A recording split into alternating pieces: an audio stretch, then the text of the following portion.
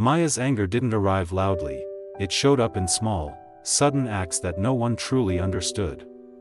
She would tip over a glass of water without blinking, push away her plate at restaurants, or sit stone still as if refusing to let the world touch her.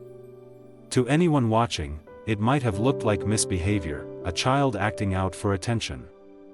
But Robert knew, at least he tried to remind himself, that anger was only the surface.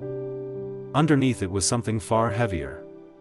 Ever since her mother's accident, Maya had been carrying a grief too big for someone her age, a grief she didn't have the words for. And because she couldn't speak it, she pushed it outward. Each small disruption was less about causing trouble and more about asking a question she didn't know how to voice. Does anyone see how lost I am? Robert watched her from across the table, wishing he could reach into that silence, wishing he could find the right moment to say he understood. But she kept building walls with every spill and every shrug, hoping maybe someone would notice the cracks instead of the chaos. And beneath all of it, she was just waiting for someone to truly look past the anger. The Harrington Club had grown old in the same quiet way Robert's life had. Its chandeliers still sparkled, its wooden panels still held their shine, but there was a tiredness in the air, like a place keeping memories it no longer had the strength to carry. Every week, Robert chose the same corner table by the tall windows, more out of habit than comfort. It was where he brought his daughter Maya, hoping each visit might feel easier than the last. At 11, Maya had mastered the art of silence, sitting across from him with her school uniform wrinkled from a long day, her ponytail slipping loose just enough to show how little she cared.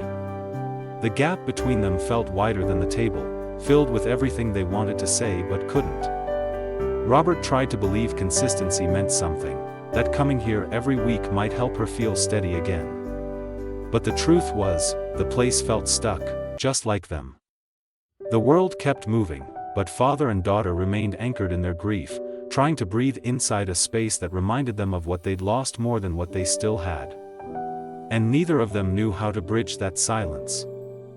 6 months later, the change in Maya wasn't loud or dramatic, it was gentle, steady, the kind of healing that grows quietly beneath the surface. She no longer walked into the Harrington Club with her guard raised. Instead, she searched for Claire the moment they stepped through the door, carrying a small wrapped gift in her hands. When Claire opened it and found the photograph of Maya's mother laughing beside a pasta machine, the air seemed to still. Maya explained, in her soft, steady voice, that she didn't remember every detail of the past, but Claire had reminded her that she didn't need to. Remembering the feeling was enough. Robert watched this exchange, watched the kindness moving between them like a bridge, and felt hope settle into him, not the desperate hope of wanting life to go back to what it was, but a quieter hope that life could still be good in a different way. He tucked Maya into bed that night and listened as she admitted she just needed someone to notice something was wrong, even when she couldn't say it. For the first time, he realized they weren't navigating grief alone anymore. They were learning how to live again, together. Healing didn't arrive suddenly, it settled in slowly, almost shyly, like something unsure of its welcome. After that first tear, Maya didn't transform overnight, but something inside her had shifted. She watched Claire more openly, not with suspicion but with a quiet curiosity, as if trying to understand why someone would care without being asked. When Claire invited them into the kitchen, Maya hesitated only a moment before agreeing, and Robert followed, grateful for any thread that pulled them closer together. In the soft light of the kitchen, surrounded by the hum of machines and the flour-dusted counters, Maya placed her hands on the pasta crank again, hands that had once done the same beside her mother. Her movements were uncertain at first, but as the dough stretched into smooth, long ribbons, her shoulders began to drop, and she breathed a little easier. Robert watched her, watched the way she leaned into the moment without realizing it, and felt something inside him unclench for the first time in years. When Maya apologized to Claire before they left, it wasn't forced. It wasn't rehearsed. It was the beginning of a child finding her way back to herself. And a father finding his way back to her. What surprised Robert most was how effortlessly Claire guided Maya toward memories she had locked away. It didn't happen through deep questions or heavy conversations. It happened in the small pauses, when Claire set down their salads, when Maya watched her move between tables, when something in her voice felt familiar in a way Maya hadn't realized she missed. That's when it slipped out, soft and almost accidental. "My mom used to let me help in the kitchen."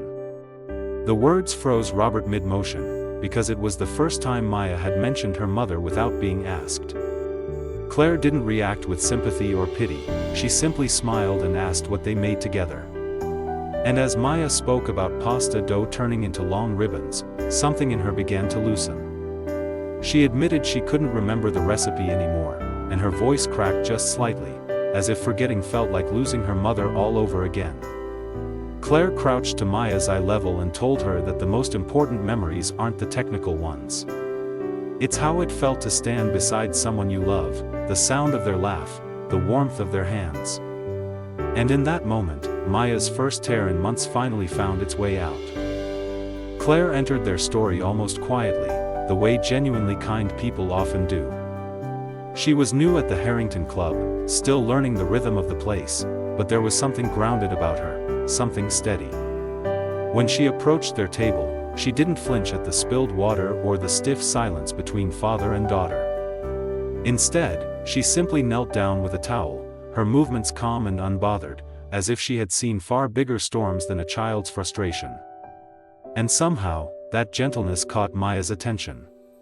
Claire didn't speak to her like she was misbehaving, she spoke to her like she mattered, like her reaction wasn't a problem to fix but a feeling to understand. She told a small story about her own childhood, about spilling lemonade on her grandmother's favorite rug, and she shared it with the kind of warmth that made it feel safe to listen. It was the first time Maya's eyes lifted in weeks. Robert noticed it too, the subtle shift, the way Claire didn't try to lecture or soothe too quickly. She just offered presence, patience, and an invitation for Maya to exist exactly as she was in that moment. And for the first time, someone finally saw her.